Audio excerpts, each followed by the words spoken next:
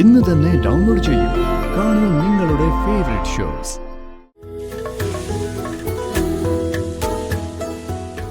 ഈശ്വരാനുഗ്രഹം കൊണ്ട് ഞാൻ ആഗ്രഹിച്ചതുപോലെ ഒരു കല്യാണം അഷിതയ്ക്ക് വന്നു.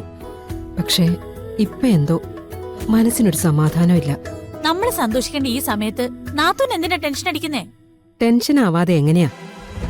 വിവാഹം ഉടനെ നടത്തണം. ഒരു കല്യാണം നടത്തണമെങ്കിൽ എന്തൊക്കെ ചെലവുകളാണെന്ന് ഗിരിജയ്ക്ക് അറിയാവുന്നതല്ലേ? പക്ഷെ ചെലവുകളൊന്നും നമ്മളൊന്നും അറിയണ്ടെന്നല്ലേ പൊന്നുമ പറയുന്നേ? അതൊക്കെ ശരിയാ.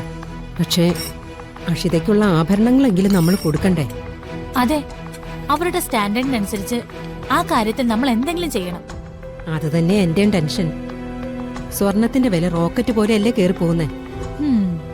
ദേവേട്ടനാണെങ്കിൽ ഈ കാര്യങ്ങളെക്കുറിച്ചൊന്നും ഒരു ചിന്തയില്ല.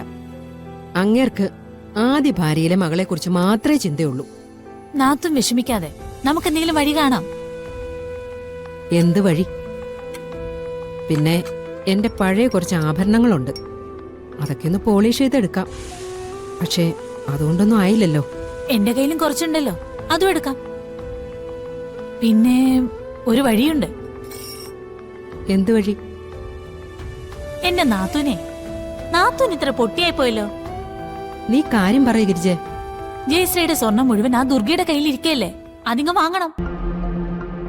ജയശ്രീ കൊണ്ട് ഈ കുടുംബത്തിന് ദോഷം മാത്രമേ ഉണ്ടായിട്ടുള്ളൂ. ഇങ്ങനെയെങ്കിലും ഒരു പ്രയോജനം കിട്ടട്ടെ. അത് ശരിയാ. അത്യാവശ്യം നല്ല രീതിയിൽ തന്നെയുള്ള സ്വർണ്ണമുണ്ട്. അത് കിട്ടിയ കാര്യം നടക്കും. എന്താണ് രണ്ടുപേരും കൂടെ ഒരു ഗൂഢാലോചന? നിന്റെ കല്യാണ കാര്യം തന്നെയാ ഞങ്ങൾ രണ്ടുപേരും സംസാരിക്കുന്നത്. ദുർഗയുടെ കയ്യിലുള്ള ആഭരണങ്ങൾ കൂടി നമുക്ക് മേടിച്ചെടുക്കണം. ഞങ്ങൾ അതേക്കുറിച്ച് സംസാരിക്കായിരുന്നു. അതിനവളത് തരുമോ? തരണം. തന്നില്ലെങ്കിൽ ഞാനത് മേടിച്ചിരിക്കും. വാ ഗിരിജെ.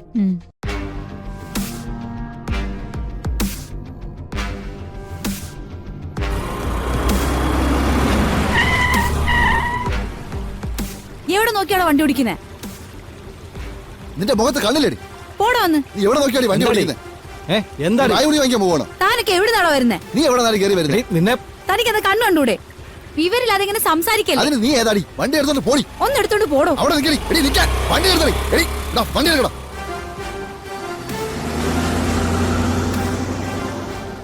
വണ്ടി വളക്കടാ വേഗം. വണ്ടി തിരിച്ചു വിടടാ. വേഗം തിരികെ. ഒരു പെണ്ണിന് ഇത്ര അഹങ്കാരം പാടില്ല. നമ്മൾ ആരാ നമുക്ക് കാണിച്ചു കൊടുക്കാം. അവളുടെ അഹങ്കാരം ഒന്ന് തീർത്തു കൊടുക്കണം. ശരിയാവില്ല.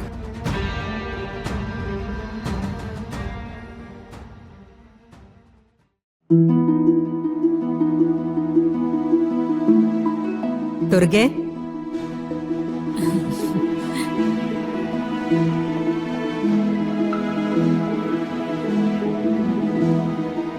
ഞങ്ങൾ നിന്നോടൊരു കാര്യം പറയാനാ വന്നത്.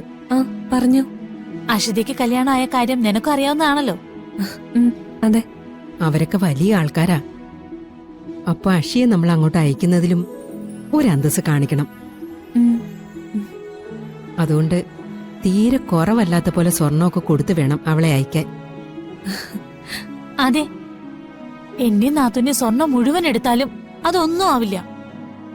അതുകൊണ്ട് നിന്റെ കയ്യിലുള്ള ജയശ്രീയുടെ സ്വർണം കൂടി ഇങ്ങ് തരണം.